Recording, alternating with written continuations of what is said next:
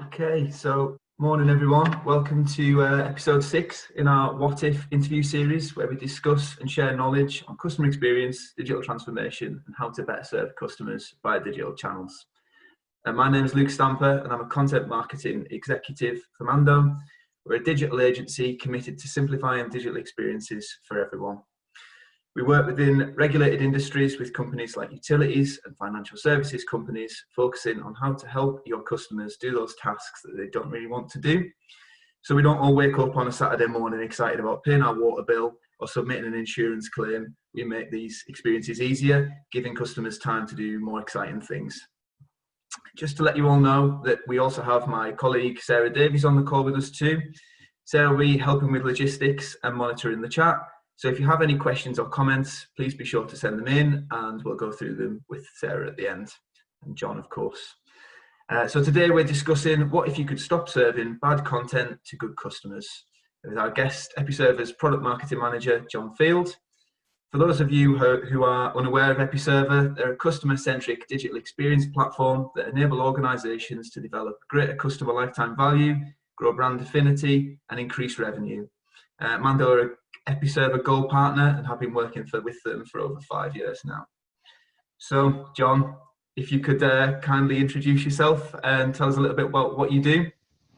Sure. So with Episerver in the product marketing team, it's really about obviously the product launches and giving a bit more why to the what of what's been released.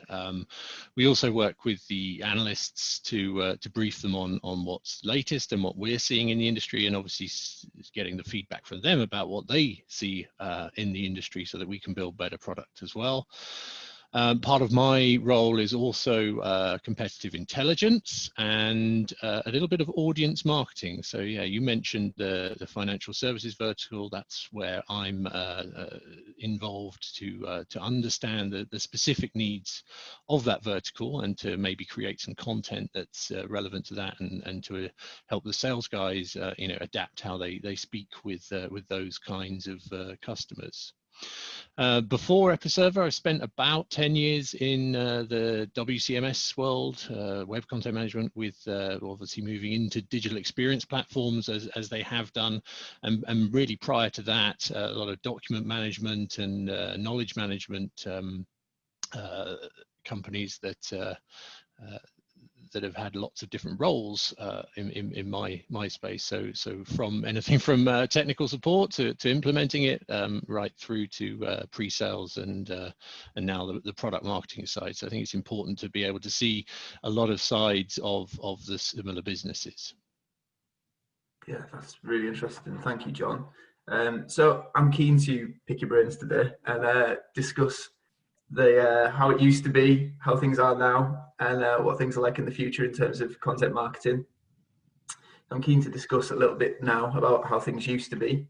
The way in which customers used to interact with their suppliers and the brands that they love are changing. Customers are looking for a one-to-one connection that keeps them engaged, and content that is personalized to their requirements. But has content always been so purposeful and customer first, John?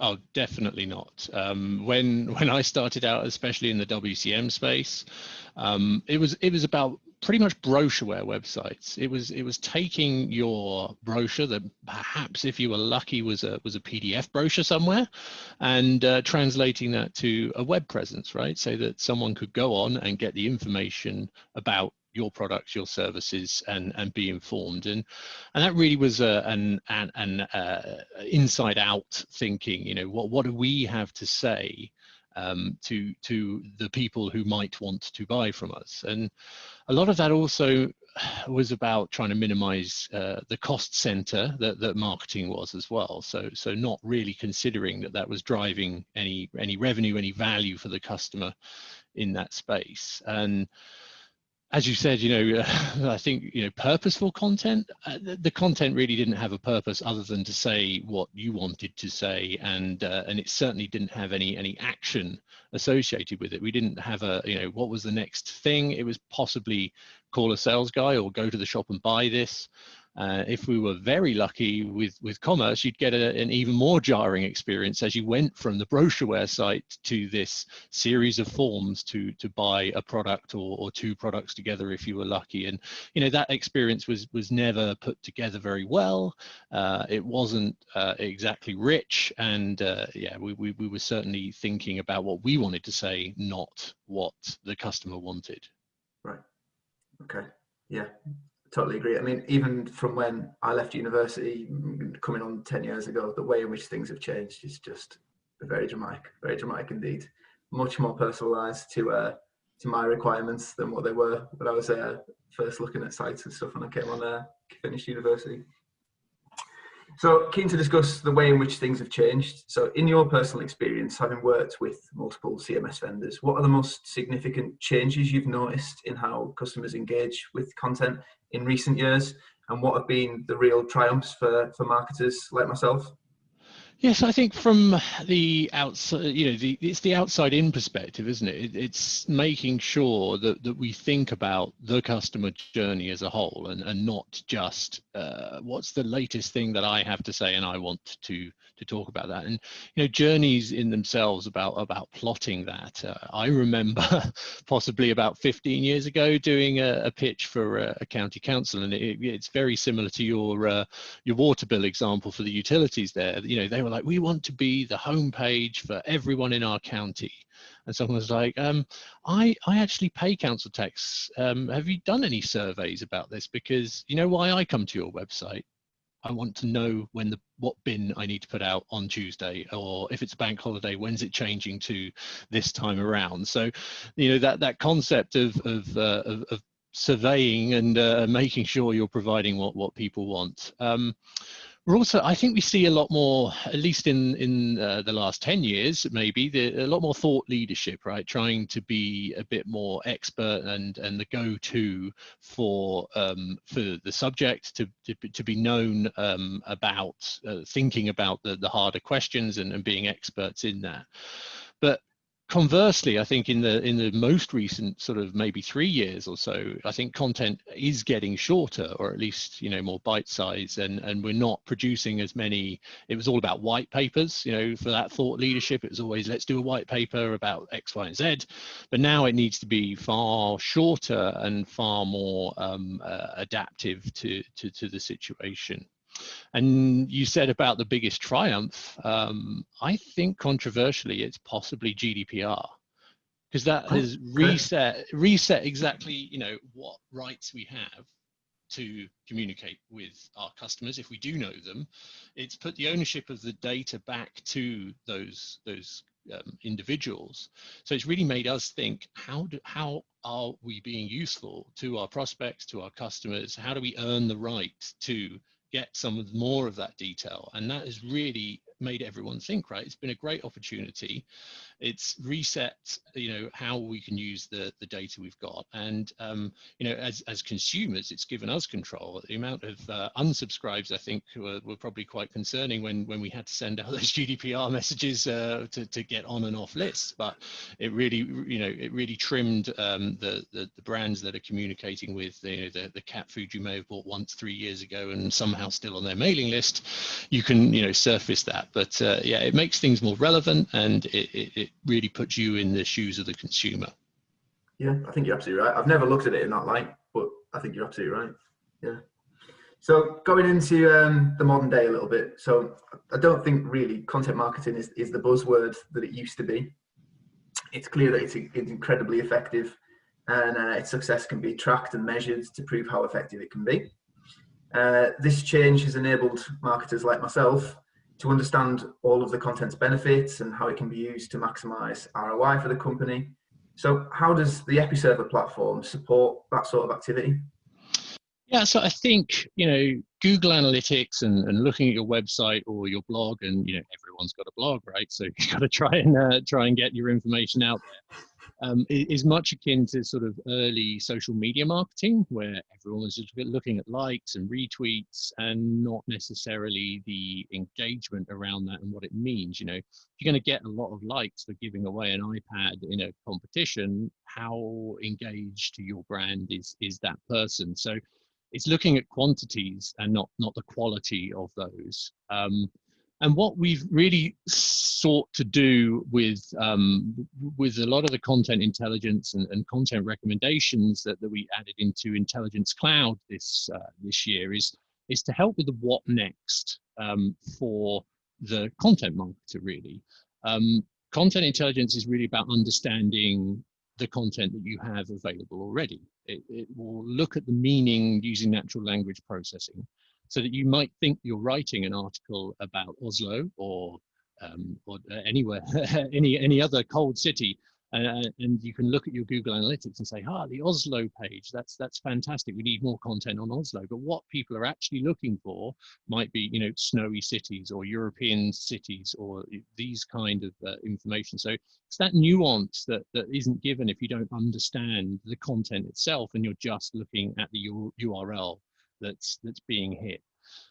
It'll also then tell you what content you have that's engaging well with people, that's tracking to the goals that you've set on the website, that's being engaged with and is a good part of the journey.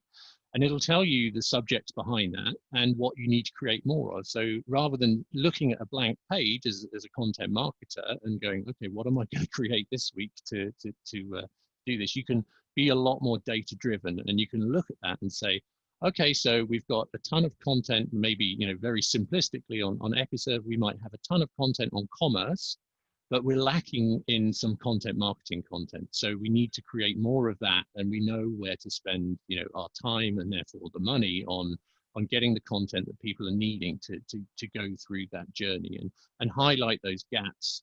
And the great thing about that is that it's not about testing. It's about looking the customer journey and about what the individual is finding useful as part of that journey.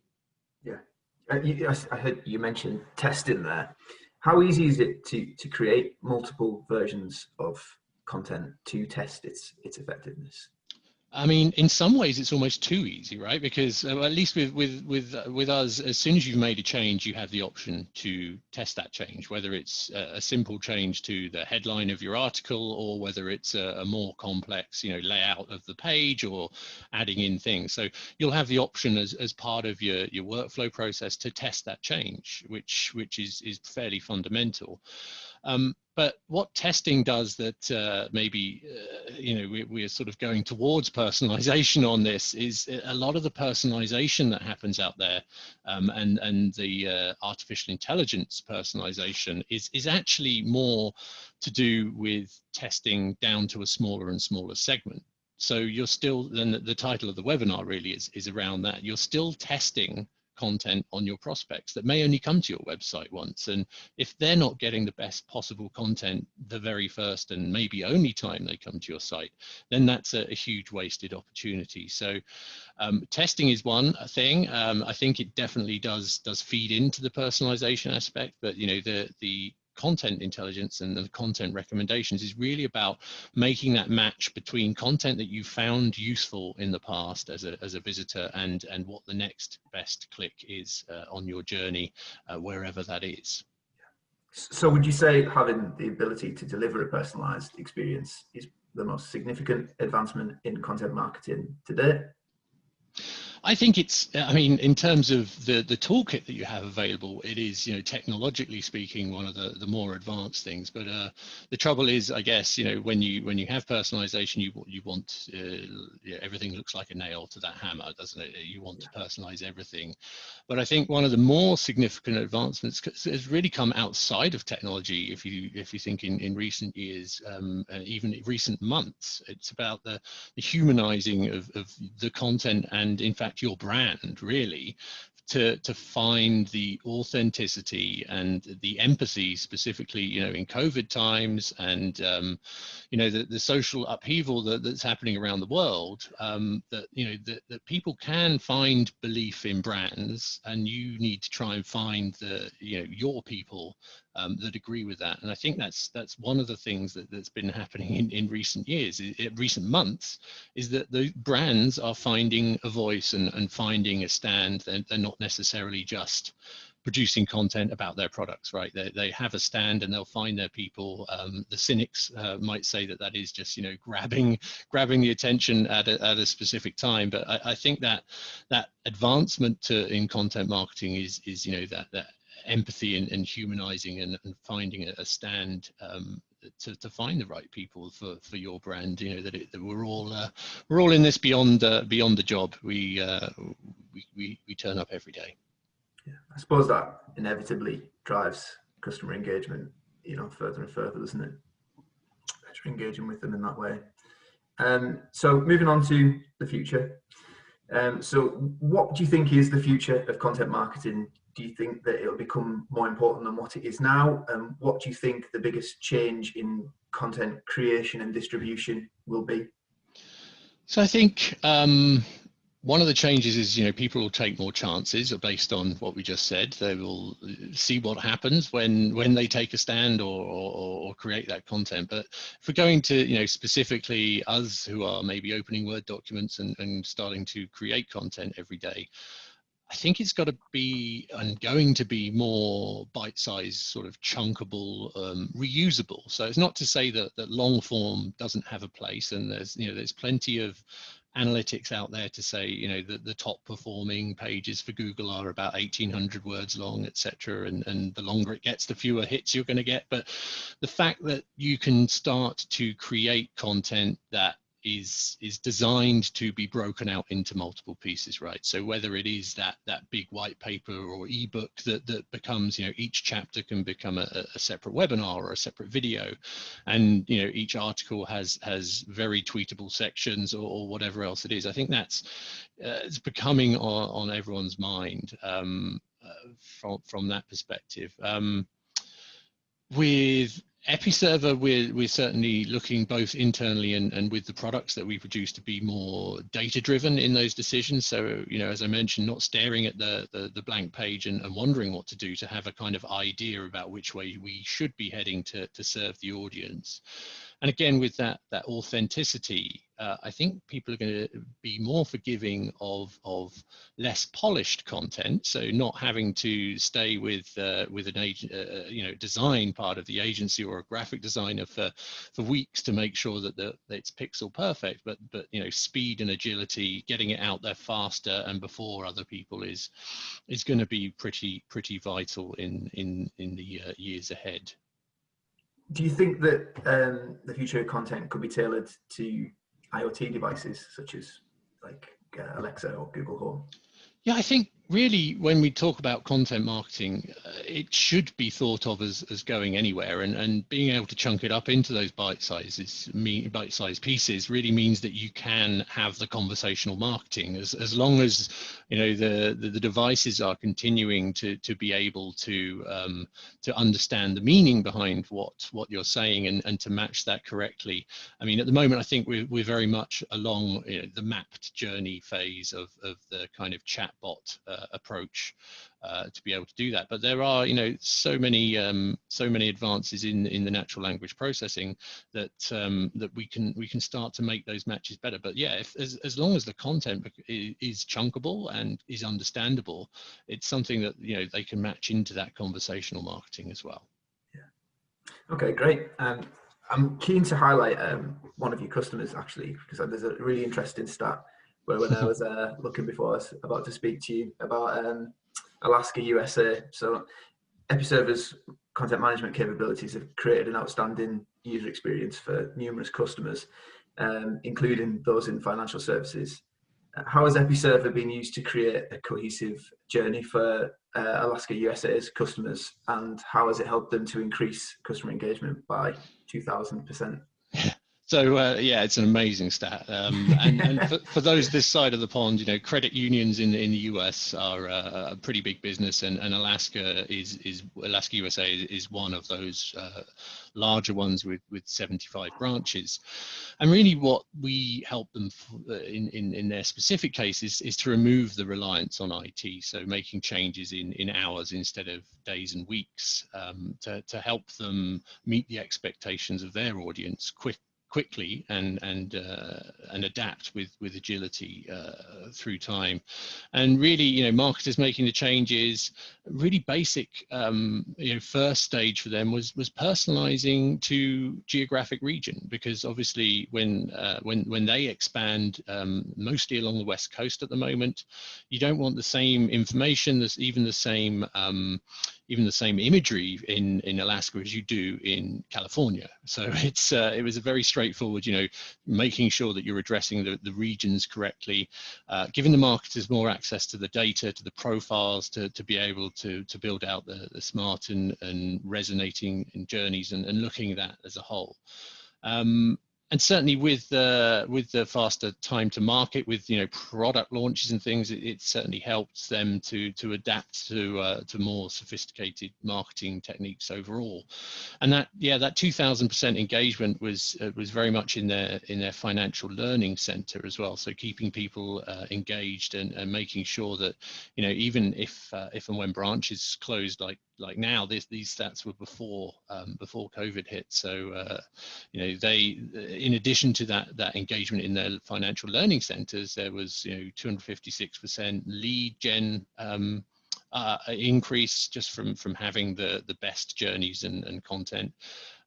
Search conversions were up 348% and search actions 193%. So it was really helping them to build that brand awareness outside of Alaska and target those new states and the existing customers for cross-sell, upsell with journeys that the marketers could actually control. Yeah, those are really impressive stats. Really impressive. So for the likes of the modern day content creator like me, how are Episerver developing their product to meet those changing needs and those advancements in technology? Well, we're certainly looking at being able to provide the best possible user experience for you and for the people that you work with as well. So being able to chunk your content into smaller pieces and assemble that in a straightforward manner on the page. But also to have more occasional contributors be able to have a really straightforward and usable interface there. We've got a couple of things in our labs at the moment which our customers can download. But also, taking some of the guesswork out of that personalization. I mean, it's all very well for Alaska to be able to say, okay, if you're in California, let's just show you a different picture and some different offers and treat you different because you might not know our brand as well.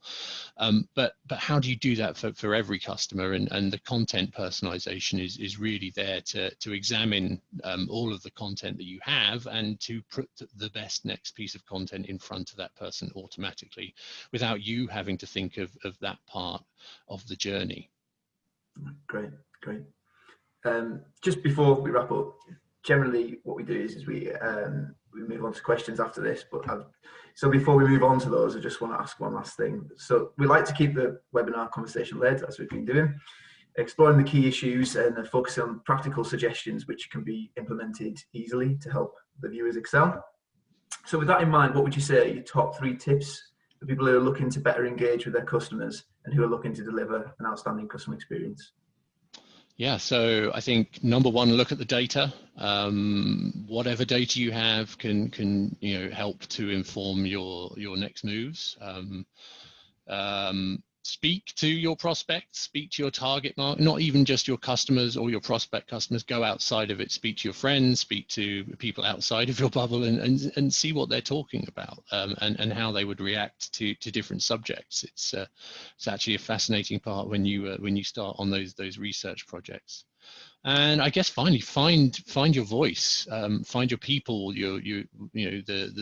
The brand isn't just there to sell products, right? We're all part of the company, and there's a lot of people in different companies, but there has to be a way of finding that voice. And if I could sneak in one a sort of 3.5 there, our content diagnostics service that we've actually made available free during the COVID period, that runs as a free trial until the end of September. So if anyone did want to sign up and find find out, what's happening with their content, and maybe what the next content they need to create is something you can sign out. Just search for Episerver Content Diagnostics, and you should find that offer available until the end of September.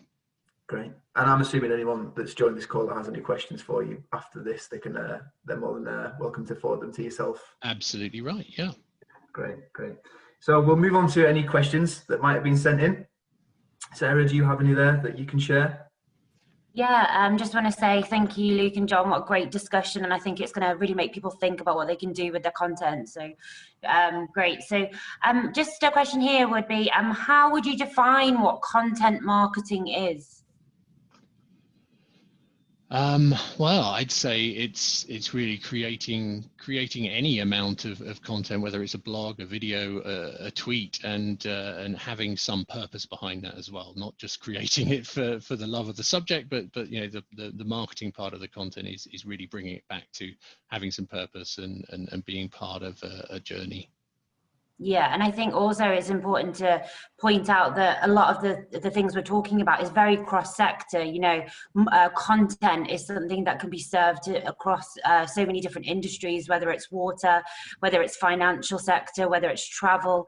Everyone wants to know what's going on and wants to have the correct content in front of them. And then another question would be, coming from someone who has very limited developer experience, how easy is it for me to create a content marketing campaign from start to finish? So I guess that kind of depends on your investment in whatever technology it is, right? Some folks are probably possibly still struggling with a little bit of HTML or technical systems, but getting your content out there, doesn't necessarily have to be on your official channels as well half the time, right? And whether that's via social or LinkedIn, if you're in a more B2B environment, you can start producing the content and have it out there without the development skills. But I think with a CMS or a digital experience platform, if you're going to start linking up the multiple parts of the journey, that could be a next phase of removing any reliability on those developers. And obviously, if you haven't got the expertise within your team, that's what Mando do very well, in the sense of we're always there to help you and try and guide you and give you the best experience you can out of what you've already got. So that's really important. Absolutely, and your experience across the different areas there and across different stages of the journey is super useful. Definitely. Well, thank you so much. Yeah. Is there any more questions, Sarah, or is that it? No, that's it, Luke. That's all of the questions. Brilliant. Okay, well, I think we'll wrap up there, John. Thank you very much for taking the time to speak with us this morning. I really appreciate it. And as you said earlier, if there's any questions that come off the back of this, we'll be sure to fire them your way. Absolutely. All right. Thank you very much, John. Have a good day. Good day. Thanks for joining. Bye.